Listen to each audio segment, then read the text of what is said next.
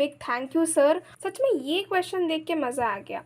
ये जो क्वेश्चन आप अपने स्क्रीन पर डिस्प्ले होता हुआ देख सकते हैं, इसमें एक बहुत मज़ेदार कंसेप्ट छिपा हुआ है। ये जो कंसेप्ट है, ये एनसीईआरटी ने भी बहुत डिटेल्ड एक्सप्लेनेशन नहीं दिया है, पर सर के साथ हमारी इस पे बहुत लंबी चर्चाएं हुई हैं। इसी वजह से ये क्वेश्चन भी और इंटरेस्टिंग हो जाता है, जिसकी वजह से मैं अपने आप को, आप सभी को इस क्वेश्चन को एक्सप्लेन करने से रोक नहीं पा रही हूँ। तो क्वेश्चन के हिसाब से यहाँ मेरे पास 2 सर्कल्स हैं और अकॉर्डिंगली क्वेश्चन में ये दो डिस्टिंक्ट पॉइंट्स पे इंटरसेक्ट कर रहे हैं। तो हमें इनके बीच में कॉमन टैंजेंट्स फाइंड करने हैं। तो आप जैसे देख सकते हैं, एक ये हमारा कॉमन टैंजेंट हो गया, दूसरा ये हमारा एक कॉमन टैंजेंट हो गया। तो हमारा जो करेक्ट ऑप्शन होगा वो 2 होगा, that is 2 common tangents can be drawn in this case.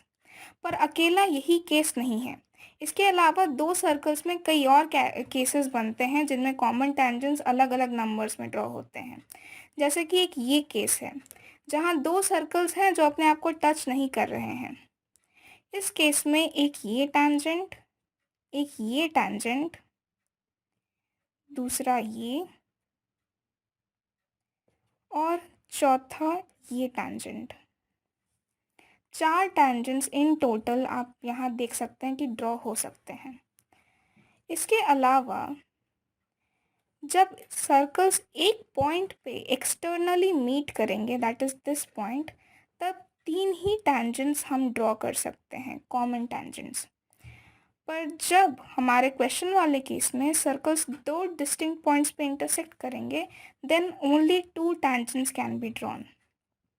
Similarly मान लीजिए ये सर्कल इंटरनली एक पॉइंट पे इंटरसेक्ट करेंगे, तो सिर्फ और सिर्फ एक ही टैंजेंट ड्रॉ हो सकता है।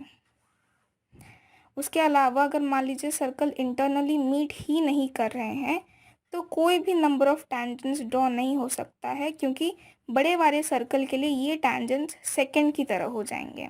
तो थैंक यू फॉर दिस।